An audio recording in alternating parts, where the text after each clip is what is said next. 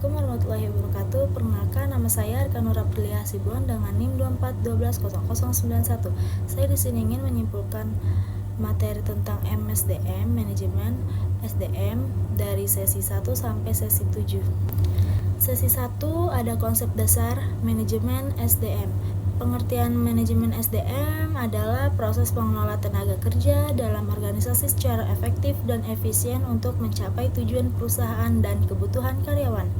Yang kedua itu ada tujuan manajemen SDM, mendapatkan karyawan yang kompeten, mengembangkan kemampuan dan keterampilan karyawan, meningkatkan produktivitas kerja, menciptakan hubungan kerja yang humoris, menjaga motivasi dan kepuasan kerja karyawan.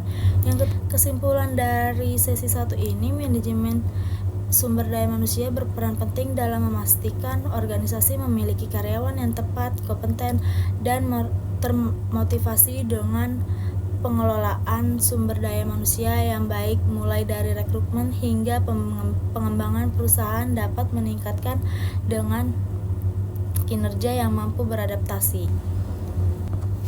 Sesi kedua ada analisis pekerjaan dalam desain pekerjaan. Pertama, pengertian analisis pekerjaan, proses mengumpulkan, mempelajari, dan mengelola informasi tentang suatu pekerjaan untuk mengetahui tugas, tanggung jawab, serta kualifikasi yang diperlukan.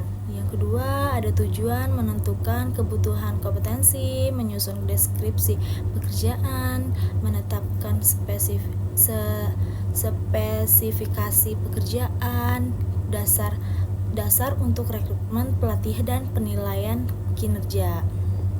Kesimpulan dari sesi kedua ini adalah analisis pekerjaan menjelaskan apa yang harus dikerjakan oleh siapa, sedangkan desain pekerjaan mengatur bagaimana pekerjaan itu dibuat agar produktif dan memotivasi. Sesi ketiga ada perencanaan manajemen SDM. 1. Pengertian proses untuk meramalkan kebutuhan pegawai dan ketersediaan pada masa yang akan datang. Yang kedua, fungsi manajemen SDM, POAC, planning, organizing, actuating, controlling. Yang ketiga, tujuan perencanaan manajemen SDM, menentukan jumlah SDM beserta karakteristiknya masing-masing yang dibutuhkan organisasi untuk mencapai tujuan strategik, operasional, dan fungsional. 4. Sesi 4 ada rekrutmen dan seleksi. Yang pertama itu definisi rekrutmen, proses menemukan dan menarik pelamar kerja yang memenuhi syarat untuk posisi yang tersedia. Yang kedua, seleksi, proses penilaian dan pemilihan kandidat terbaik berdasarkan kualifikasi dengan kecocokan dengan posisi dan perusahaan. Yang ketiga itu revolusi industri, cirinya adalah serba digitalisasi dan otomatisasi. Tujuannya adalah mendapatkan karyawan yang kompeten agar perusahaan tercapai goals-nya. Sesi kelima ada kompensasi. Yang pertama, kompensasi adalah penghargaan atau imbalan yang diberikan kepada karyawan sebagai balas jasa atas kontribusi mereka dengan organisasi. Kesimpulannya, kompensasi adalah alat strategi untuk meningkatkan kinerja dan menjaga keberlanjutan organisasi, selalu melakukan evaluasi sistem kompensasi secara berkala, menyesuaikan kebijakan kompensasi dengan perkembangan pasar, tenaga kerja, dan kebutuhan karyawan. Sesi 6 ada evaluasi kinerja. Yang pertama, pengertian evaluasi kinerja adalah proses sistematis untuk menilai sejauh mana karyawan mencapai target kerja yang telah ditetapkan. Yang kedua, tujuan utama, administratif, pengembangan, motivasi, evaluasi organisasi.